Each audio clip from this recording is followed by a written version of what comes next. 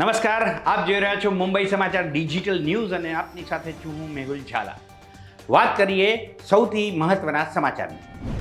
ઉત્તર પ્રદેશની બહુચર્ચિત અને ગાંધી પરિવારની પરંપરાગત બેઠક રાયબરેલી પર રાહુલ ગાંધીએ આજે પોતાનું નામાંકન રજૂ કર્યું. આજે નામાંકન માટેનો છેલ્લો દિવસ હતો. આ પહેલા સુધી સોનિયા ગાંધી આ બેઠક પરથી સતત ચૂંટણી લડતા રહ્યા હતા. સત્તાધારી પાર્ટી હંમેશા કોંગ્રેસ પર પરિવારવાદનો આરોપ લગાવે છે.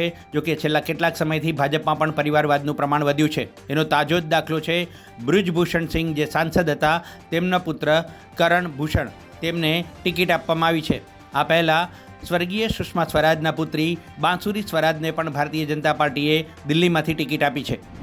મહારાષ્ટ્રના રાયગઢ જિલ્લાના મહાડમાં શિવસેના ઉદ્ધવ જૂથના નેતા સુષ્મા અંધારેનું હેલિકોપ્ટર ટેક ઓફ થતાં જ ક્રેશ થઈ ગયું. મળતી માહિતી અનુસાર બંને પાયલટ સુરક્ષિત છે.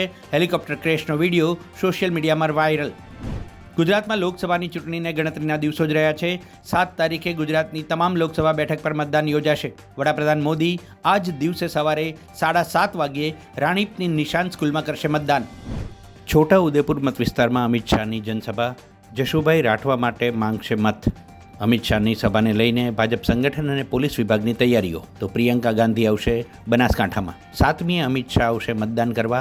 નારણપુરાના અંકુરમાં કરશે મતદાન. ક્ષત્રિય સમુદાયનું આજે જામનગરમાં ક્ષત્રિય રાજપૂત અસ્મિતા સંમેલન.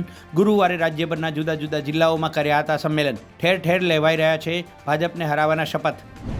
IPL T20માં આજે મુંબઈના વાનખેડેમાં મુંબઈ વિરુદ્ધ કલકત્તાનો મુકાબલો. 12 વર્ષ બાદ KKRને વાનખેડેમાં જીતની તલાશ. મુંબઈ તરફથી સિઝનમાં પહેલી જ વાર રમી શકે છે અર્જુન તેંડુલકર.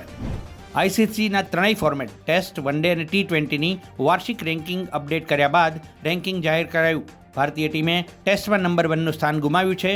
જો કે ભારતીય ટીમ વન ડે અને T20 ઇન્ટરનેશનલ ટીમમાં રેન્કિંગમાં બંનેમાં ટોપ પર છે.